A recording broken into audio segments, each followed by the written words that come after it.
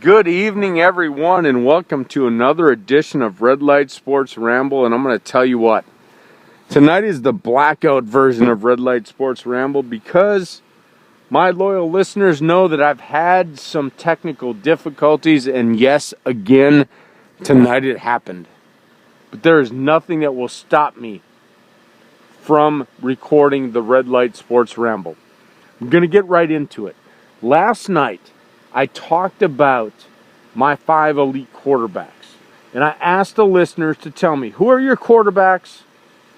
And who else did you put in that list? And so I'm going to give props to one of my listeners, Daisy Jackson. So for my Twitter followers, find Daisy Jackson on Twitter. She's a great sports person, loves sports, listens to what I got to say, and she loves the banter. And so, Daisy, we're going to banter tomorrow because I'm going to tell you this. I cannot agree with you. Big Ben is not an elite quarterback. I will disagree with you forever on this until he can prove to me that he can make players better and that I fear him in the fourth quarter.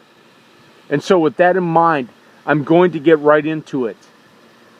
Let's go back to his first ring against the Seahawks. Big Ben did nothing more than manage that game.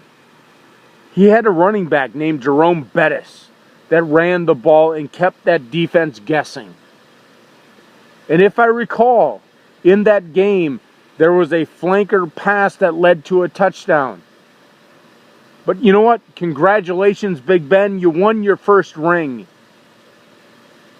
And I'm going to stop here and going to preface all the Steeler fans who say, whatever, Troy, you're just hating on Big Ben.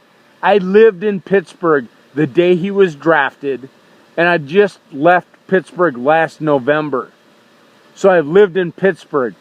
So what I need you guys to realize, Big Ben managed Super Bowl ring number 1. He did nothing to win that game. He's a good quarterback. He's a trooper. He plays hurt. I understand that. But watch the game again. It wasn't Big Ben that won the game. But he got a Super Bowl ring. And as a quarterback, it validated him as a quarterback. Let's move on to Super Bowl ring number 2. And if anybody listened to yesterday's version, throw the rings out, throw the stats out. It is not about Super Bowl rings. But let's look at the Arizona game. Everybody says, well, Ben brought us back, and he brought us back, and he had the great drive. I was at a Super Bowl party with a number of Steeler fans, and I'll tell you what, I gotta love my Steeler fans. You guys are great. You love your team. But I need you to watch the last drive. Just watch the last drive. Are you done watching?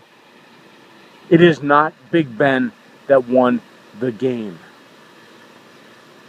Missed tackles. In that last play, who caught the ball? Was it the perfect pass? Or was there a playmaker that caught the ball? For those of you that are loyal listeners, you remember me saying yesterday, those players on the cusp of being elite have playmakers that make them thrive. Santonio Holmes made the play. And so, you know what, Steeler fans? I am sorry. I am sorry for saying that Big Ben is not an elite quarterback. Go to my channel, go to my Twitter handle, and tell me how wrong I am. But watch the last drive of that Super Bowl. There is so many things that happened, not from Big Ben's arm. And now I'm going to go to my other X factor. Does he make players better? Mike Wallace this year going to Miami. And I will side with every Steeler fan. Mike Wallace, you were stupid for going to Miami. You're going to play with Tannehill? I'm going to tell you something, Mike Wallace. You have every natural ability to be as good as Calvin Johnson if you played with a quarterback that could get you there. Tannehill will not get you there. I mentioned Big Ben on the cusp. If you had stayed in Pittsburgh, Big Ben would have got you there, and then you both would have been elite at your positions. So Mike Wallace, good luck in Miami for chasing money.